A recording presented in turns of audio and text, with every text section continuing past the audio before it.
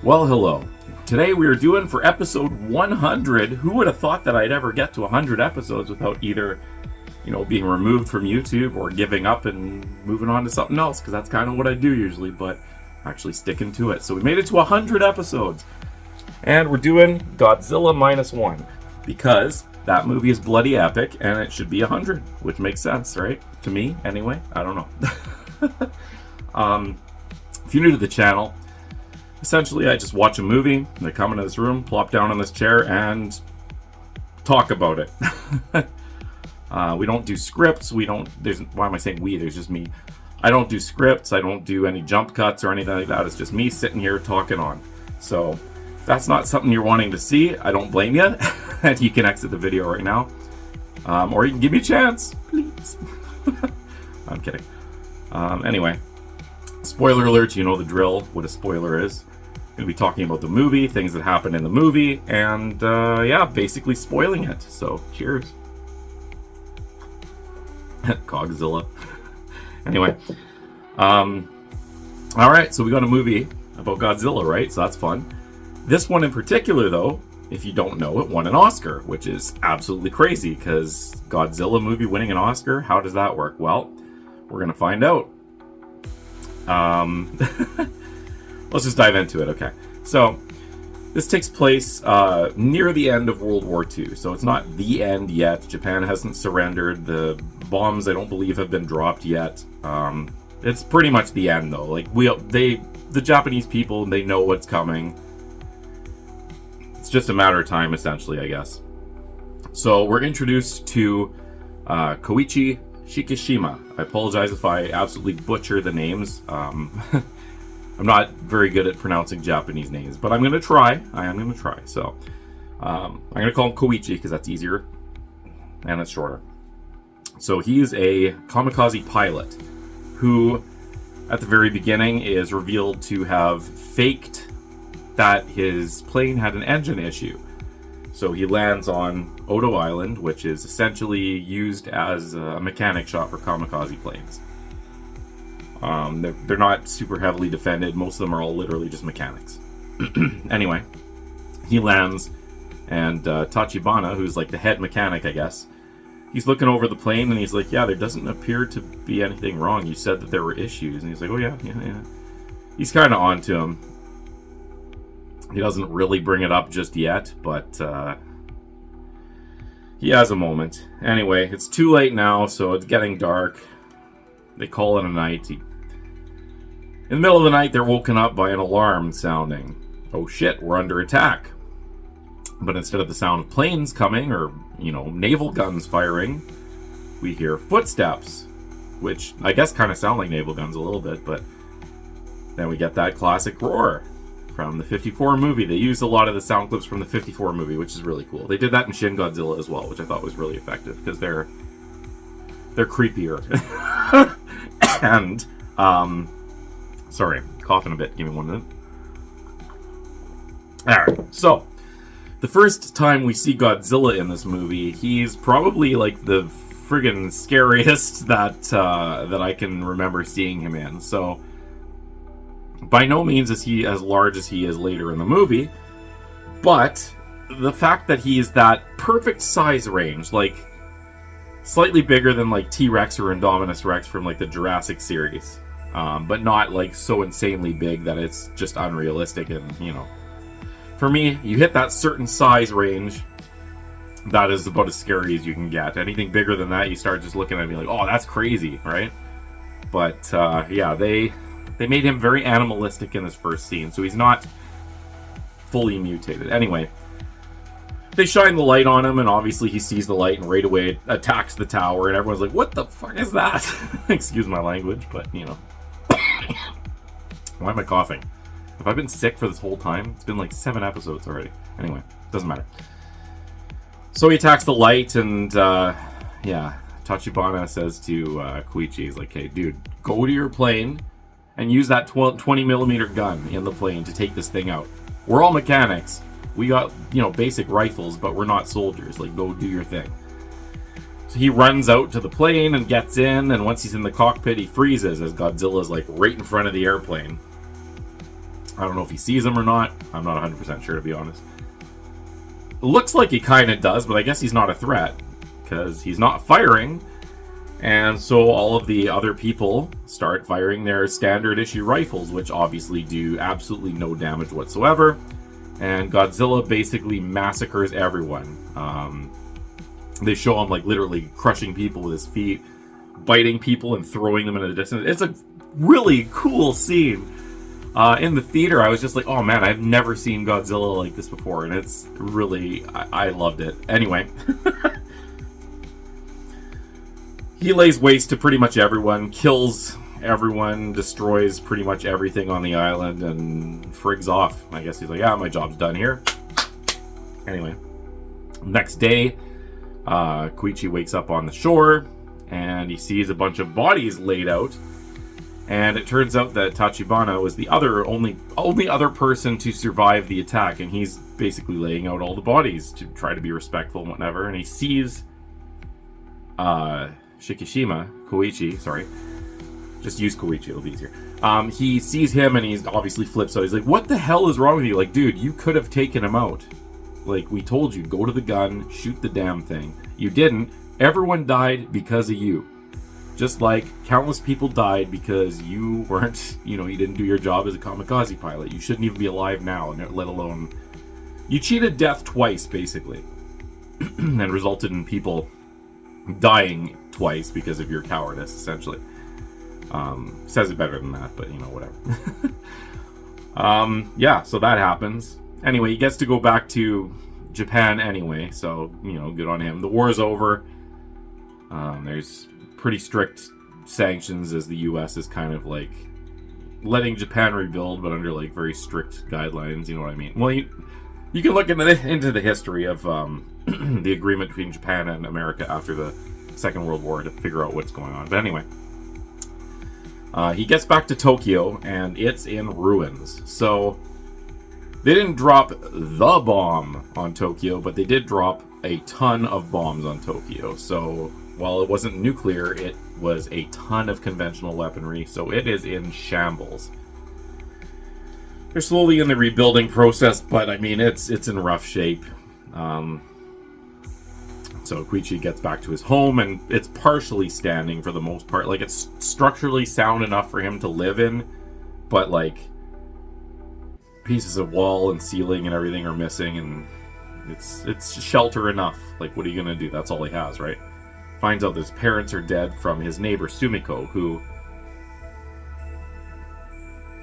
knows that he's a kamikaze pilot and flips on him, basically saying like countless people died because of people like you not doing what they needed to do.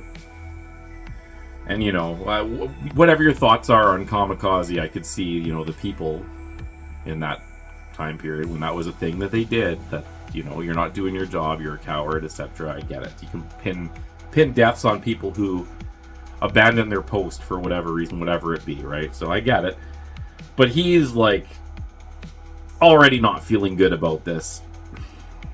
He's eaten up by his own cowardice, essentially. And that's something he struggles with for the majority of the film. The next scene we have him in like sort of like a marketplace, I guess it kind of is. People are eating soup and like, doing merchanty stuff. And some woman runs into him being chased by someone. And she's holding something, and she looks back, looks at Koichi, looks back again. Here, take this. Gives it to him. He looks. It's a baby. Cool. And then she fucks off into the crowd again. So now he's stuck with this baby. What is he going to do with it? Well, he's not going to just leave it, right? I mean, it's literally defenseless and useless. Like, babies are not like baby animals. They can't like even walk or eat or do anything. So yeah, you're not going to leave it in the friggin' street. So he takes it. He encounters this woman later on who goes and finds him again and is kind of surprised, like, wow, you didn't leave the baby to die. He's like, what? How could I do that? Like, what are you talking about? Anyway, she introduces herself. Her name is Noriko, and she isn't even the mother of this baby. Essentially, when the bombings were happening, the mother of the child basically made her promise to take care of the kid. So it's not her kid. And he says, well, what? You're not a mother. You're not fit to take care of a kid. Why are you taking care of a kid? And he's like, well, you didn't leave her either. And he's like, ah, shit, you got a point. All right, fair enough. Anyway, lo and behold, look at the baby's name, and find out is Akiko. And she decides to take it upon herself to crash at his house, to his irritation, but he doesn't kick him out by any means. Next morning, he's off to go look for work, and his wonderful neighbor Sumiko reels into him again first thing in the morning, like, you piece of shit, basically. And what are you doing taking these people in? Like, who are they? Blah, blah, etc. But there's a baby, and she eventually does take a liking to the baby and ends up, like, looking after it occasionally and whatnot. Yeah. Koichi comes home and kind of is excited, and he tells... It's like, I don't know, a week in the future, maybe a couple days or something. I don't really remember. He has a new job. And Noriko and who's still living there with Akiko and him, and they're kind of like a family unit without being a family unit, if that makes sense. Anyway, she's pretty excited. She's like, okay, but like, what if it's nothing? You know what I mean? What if ends up not being an actual job? Apparently they had been robbed last time with the promise of a job, and when they left, someone came and stole all their rice or something, and it's like, wow, okay. I mean, tough times and whatnot, but that's pretty harsh. Anyway, no, it's legit. It's for the government. She's like, oh, and it actually pays well. Double O. Yeah, but it's clearing mines out of the water. She's obviously like, what? I guess they've bonded enough at this point to her not wanting him to die. So, I mean, he took her in, right? So I guess obviously she doesn't want him to die. But you know what I'm saying. She very much does not want to lose him. And he says, listen, what else are we going to do? We have no money. How are we going to look after the bebe? And, yeah, it's going to be good money and whatnot. So it is what it is, essentially.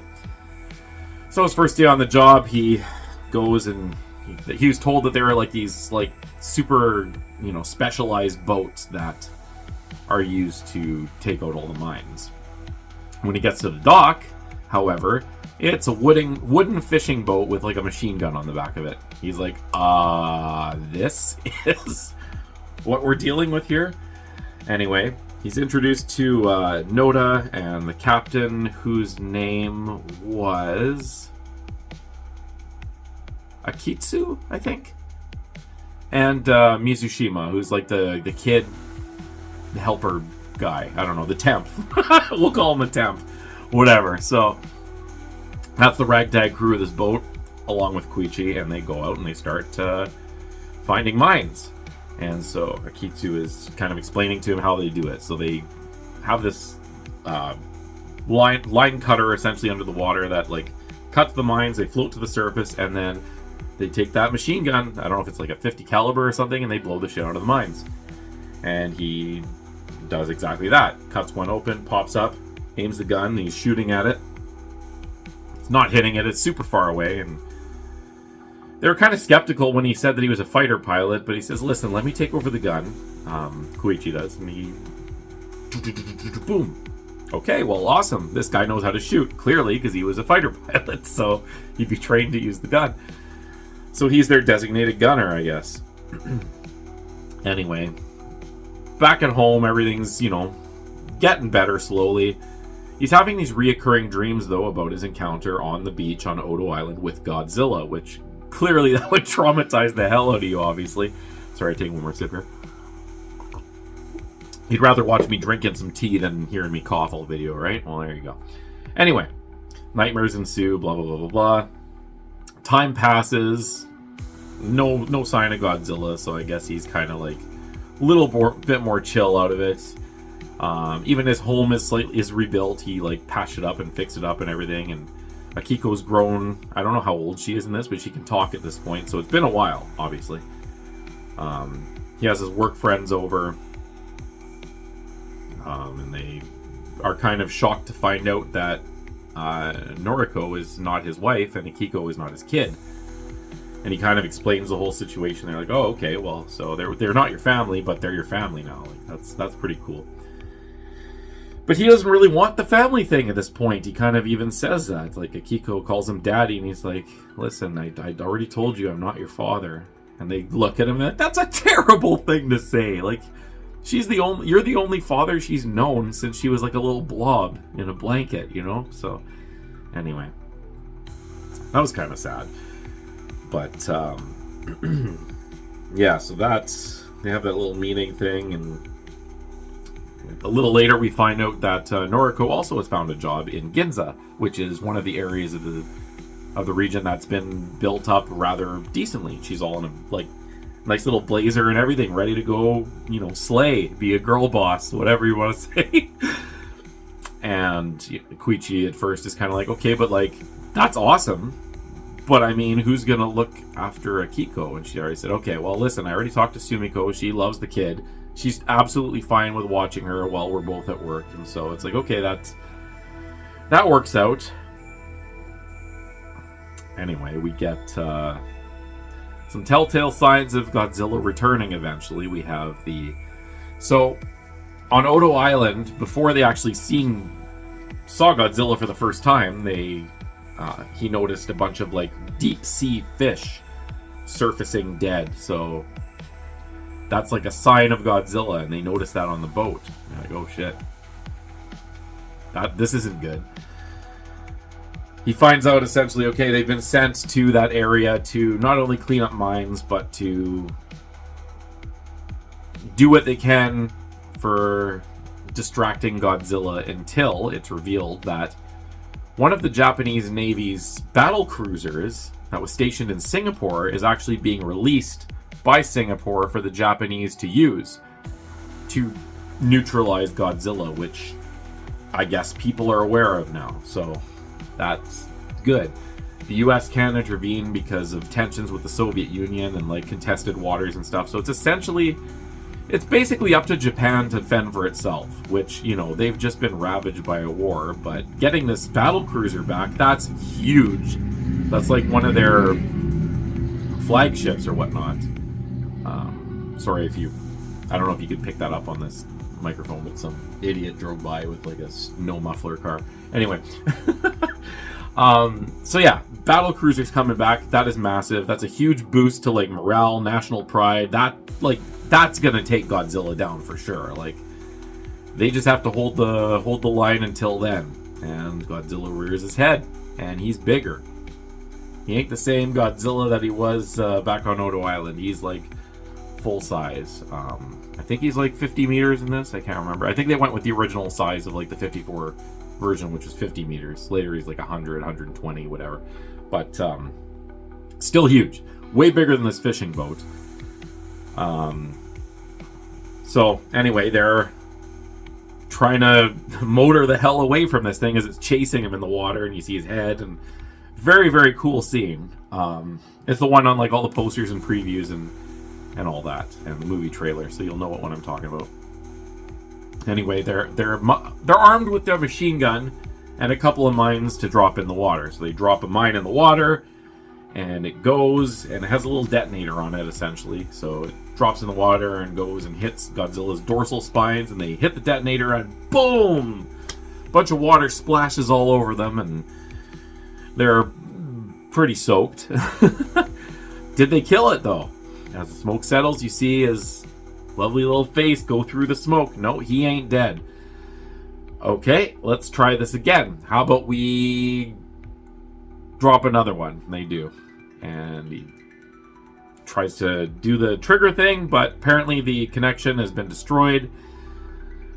So he's got to take it out with the machine gun. But it's lodged in like Godzilla's mouth, essentially. So that's good. Didn't do any damage to his spines, but inside your mouth, you're not going to be armored, right? So they machine gun him. Boom! More water everywhere. And then they see Godzilla kind of like motionless, tipping on his side in the water, floating. A big hole in his face where the bomb was. And then you see his flesh start to reform and heal itself. And he's back. And he's angry now. That's not good. He's about to attack, and all of a sudden, boom, boom, boom, boom, boom, on the side. Deck guns from the battle cruiser. So, hooray. Obviously, they're like ecstatic. They're like, oh, thank God, we're gonna live. Battle cruiser seems to be doing some damage to him too. He basically goes under the water, and everyone's like, what the hell is going on? He surfaces right beside the battle cruiser, takes out the tower, starts ripping it apart, but then the deck guns turn, and like 2 turrets, point blank range, blast the shit out of Godzilla, and he slumps and falls into the water and sinks. And they're like, is he dead? Like, is he dead? Point blank with a deck gun? Yeah, that's gonna do some damage, right? Well, the water under the battle cruiser starts glowing, and yeah, we get to see his beam, which absolutely destroys the battle cruiser. It's gone. The last remaining most powerful weapon Japan has, obliterated in one shot. And they're kind of like, fuck. And that moment, when I was in the theater, that hit. Because they were so pumped about getting their cruiser. Like, that's their lifeline. Like, if anything can kill Godzilla, this thing's guns are big enough to take out, like, pretty much anything. They've sunk other cruisers, battleships, like, you name it.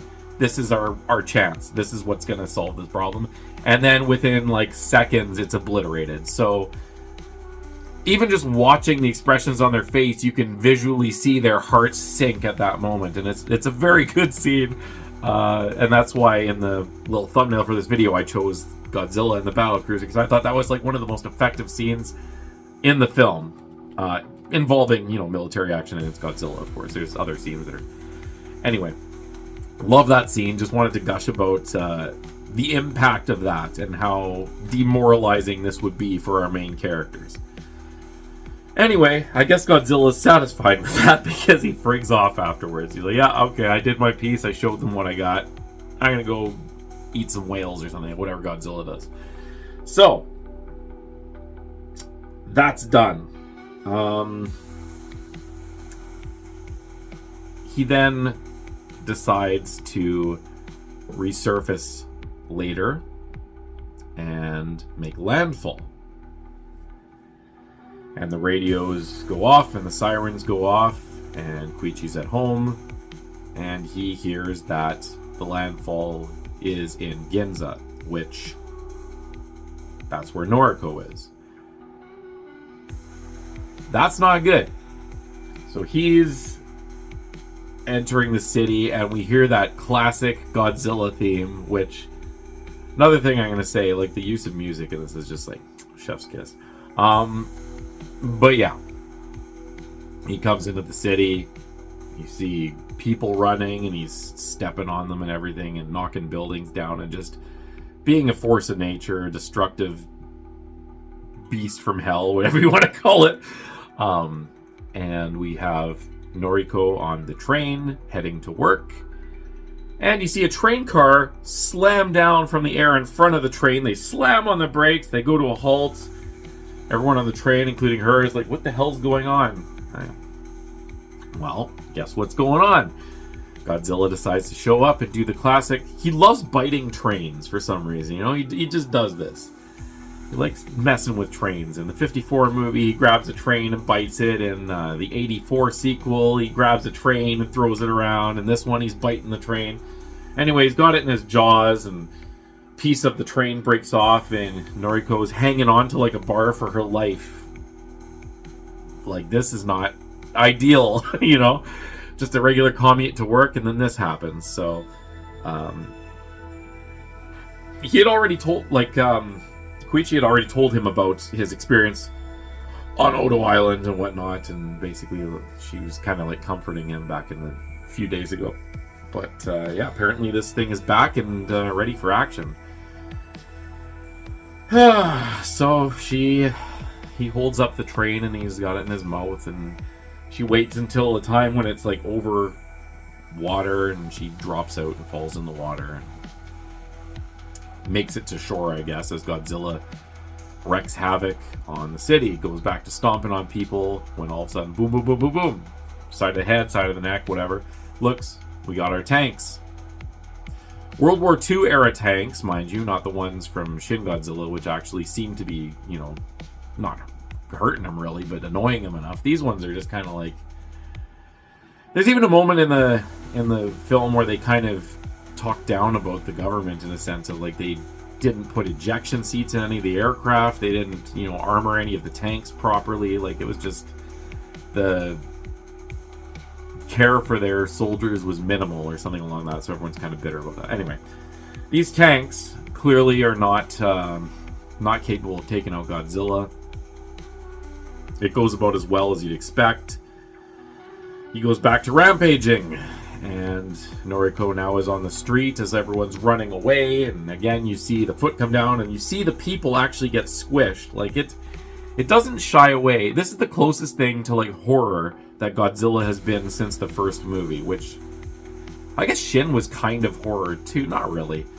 This one really like goes with like you see the people getting crushed and shit, and that first scene where he's like biting into them and throwing their bodies and stuff. Anyway, I digress. Luckily, Koichi had made his way to Ginza, I guess, at this point, and grabs her, and they're running.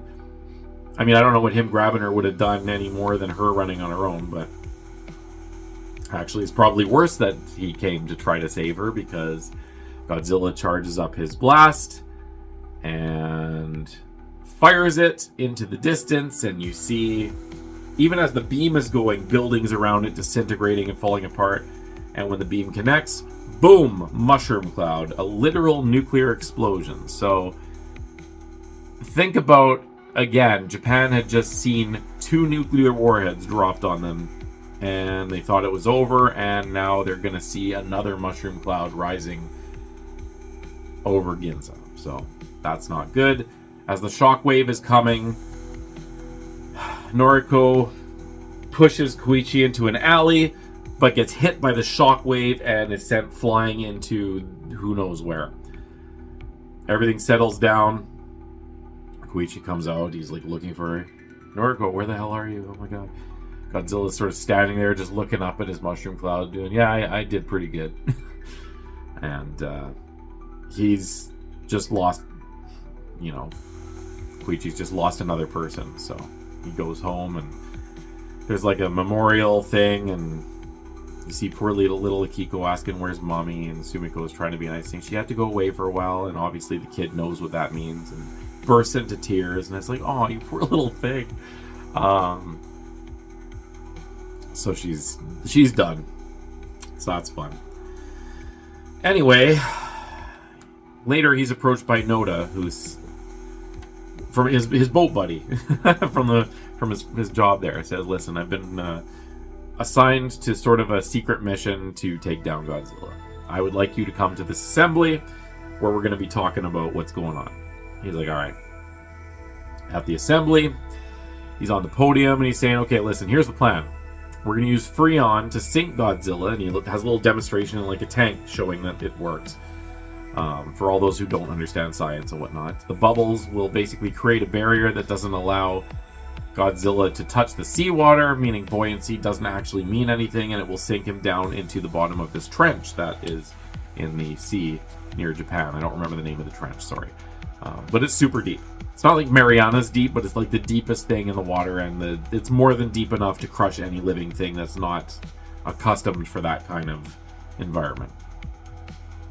Okay, but what if it doesn't kill Godzilla? And they say, okay, well that's plan 1, but we do have a contingency plan, a backup plan. This balloon company has created like fast inflation devices. I don't know what to call them, but those will inflate once he hits the bottom and bring Godzilla right back up to the top again. So if the compression doesn't kill him, the decompression should. And Koichi's a little bit skeptical. He's like, is there a guarantee that this is going to work? And Noda's like, okay, well, no, it's not guaranteed to work, but it's our best bet. Koichi almost leaves, convinces him to stay. Then a couple of everyone there is basically Navy or was involved in the war, and a bunch of people are like, you can't ask us to do this again. That's insane. Like, we already sacrificed so much during the war. And there's like a captain or a general or major or something there basically explaining, like, listen, you're not being drafted. This is like strictly volunteer. If you don't want to do it, you're not going to be forced to do it. And a few people leave. And one guy's like, okay, but is this guaranteed certain death? And Noda quickly is like, of course not. And the guy's like, okay, well, that's better odds than the war. I'm in. And so the majority of the people are in, which is good. So the plan is to use destroyers. They're going to have 4 destroyers to... they'll have 2 that use like an acoustic sound of recorded Godzilla noise to attract him in to the area. And then the other 2 destroyers are going to have like a cable with Freon canisters on it that will burst and sink him eventually. So that's the plan. They do that. They lure him in. Meanwhile, Koichi is kind of in the mindset of like, I gotta redeem myself, you know what I mean? So he wants a fighter plane. They're kind of like, why?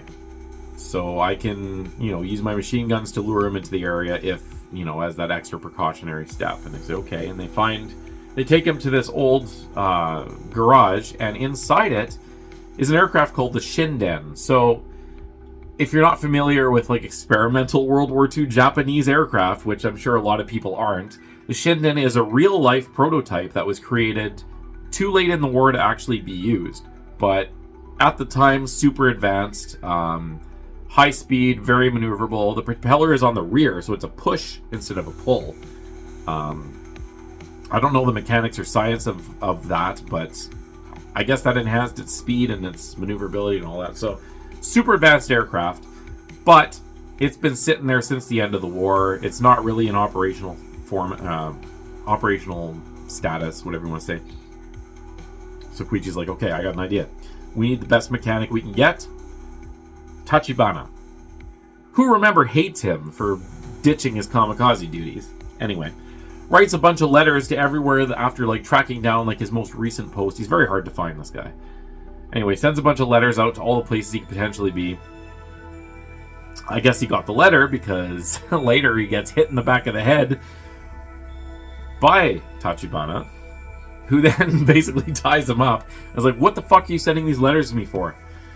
Apparently the letters he wrote blamed him for all the deaths on Odo Island, even though he was the one who didn't fire the gun. And obviously Tachibana is really pissed off because he's the one who blamed Koichi for it.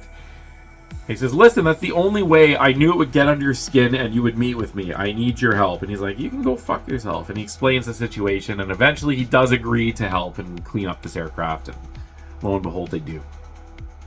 Anyway, later we got radiation detector buoys going off. They're picking up radiation signs. Godzilla's coming back. So now or never, we've got basically one last night to recuperate. We got to leave at like 8 a.m., based on his swimming speed and where he was detected and whatnot.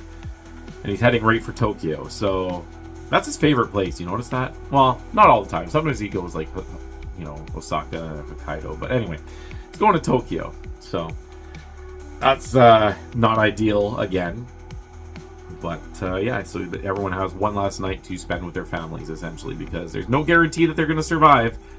But it's the best chance that they have. So he goes home and he spends it with Akiko, and she drew him a cute little picture of him and her and Noriko, who, well, we know what happened to her.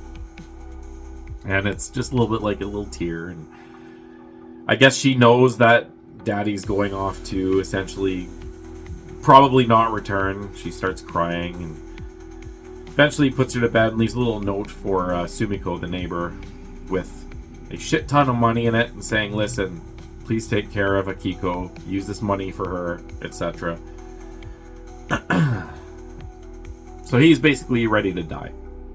He reports into the garage, and Tachibana has the plane ready, and he's showing him, the safety on the bomb. Once you approach Godzilla, release the target, because basically his plan is, if nothing works, he's going to kamikaze right into Godzilla's mouth. You remembered the bomb, or the mine did significant damage to Godzilla, so he wants to load up this aircraft with as many large bombs as he can to create the biggest explosion he can, and eventually fulfilling his duty as a kamikaze pilot. Which, that's essentially how he convinced Tachibana to fix the plane and work with him. Anyway, he's showing him all the stuff, and then it cuts out to just showing the outside of the plane, and the ships are doing their thing out in the sea. The acoustics, the Godzilla noises are drawing him in. and they're on the docks, and they're getting ready to board the other destroyers to take out the wire, and you see the front half of a destroyer fly into like one of the buildings on the dock. So okay, we gotta go now. It's now or never. So they go. And they start doing that. They see Godzilla, he charges up. They had used one destroyer as a decoy. The closest one to him, he charges up his beam, blasts it, boom, it's gone. But it's revealed that there's no one on it. Basically, brick on the pedal type deal. So now they have time to actually surround him with this, the cable with all these charges on it. Because it takes time for him to recharge his beam. So that's fine. They do that, they circle, they almost hit each other, but they have Godzilla tangled up in this cable with all these Freon charges in it. Godzilla is kind of realizing what's going on, so he begins to, I guess he has his energy back, and he charges up his beam again. He's ready to do it. Boom, Freon charges. Godzilla sinks like a rock. And yeah, he's still glowing as he's sinking, and he's going down critical depth. They're counting the depth, like 800 meters, 1,000 meters, 1,100 meters, whatever. I don't remember what depth he gets to, but anyway, they show him like near the bottom, and all of a sudden you just hear like and he like compacts a little bit, and the glow disappears almost immediately. Did they kill him? Well, we don't know, but we're gonna make sure that he dies, so they activate those little inflatable devices, and boom, he starts coming to the surface. 1,100, 1,000, 800, and then he stops. And it turns out he chewed through the cables of those flotation devices, but he's still rigged up to all the Freon cables, and he's still attached to the destroyers. So they're like, okay, let's use the destroyers to pull him up the rest of the way. There's no way that they're gonna have enough power to do that, but they try anyway. You see the cables are pulling, and like one of the towers snaps, and it's not looking good. And then Mizushima, out of nowhere, radios in. So I forgot to mention, but he was told essentially, "Nah, you're not coming with us. You're just a kid. You're too young. You got your whole life ahead of you." And he was pissed off. He's like, "Well, why can't I help?" Anyway, he's put together a group of tugboats to assist. I guess he's been hearing on the radio everything that's going on and had a backup plan. So lo and behold, these tugs attached to the destroyers, and the combined power of like 40 tugboats and 2 massive destroyers, they managed to pull Godzilla to the surface. And as he's going up, you can see like parts of him getting puffy and whatnot, and he's expanding. I mean, that's what happens when you go from super deep to super not deep, the anti-compression, or the whatever you want to call it. Anyway, decompression, that's what it's called. Wow, my brain is like, 2 brain cells fighting with each other, and I guess they agreed finally. Yeah, he surfaces, and he's about to do his thing, and he's charging his beam. He is decompressing, but not enough to kill him, I guess because of his regenerative abilities and whatnot. He's holding on. He's puffy and like not looking very healthy, but he's hanging on enough to charge up his beam again. Anyway, enter Koichi. Shinden flies right into his mouth. Boom! Detonates the bombs. Everyone's like, oh man. Obviously, like, Noda and Akitsu are like screaming, like, no, what are you doing? You don't have to do that. We'll figure out another way. But no, that's what he's doing. Crashes into the mouth. Boom! Then you see a little parachute. And then they cut back, and apparently Tachibana had actually installed an ejection seat into this aircraft, or there was one in it that he like rigged up to have a parachute and everything to sort of save him. I guess the fact that he was willing to give his life finally and fulfill his kamikaze-ness is like, okay, well, you know what? I could save your ass. You're worth saving now, so here's the plan. Anyway, whole top of Godzilla's head is gone. I guess that is enough to stop his regenerative abilities, enough for him to like start falling apart as he decompresses into the water. Beams are coming out of his body. He's dead. We did it. Yep.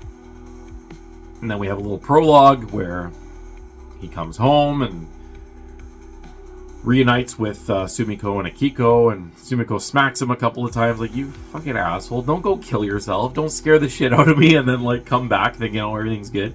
but she's obviously glad to see him, and so is the little baby, obviously. And she gives him a note, and it turns out that Noriko is actually alive in a hospital.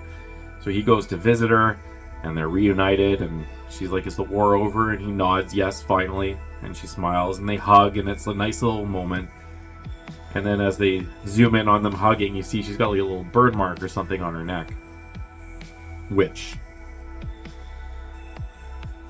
is a lead into the next movie, is what everyone seems to think. So we'll see what happens with that. Anyway, the final scene, they cut to a chunk of Godzilla's flesh floating down in the water, deeper and deeper, and it starts growing and recomposing itself. So Godzilla's not dead officially. He's stopped, but he's not dead. So that leads us into the sequel, which is confirmed. Same director, so it should be, I'm hoping, as good as this one. So that's the film.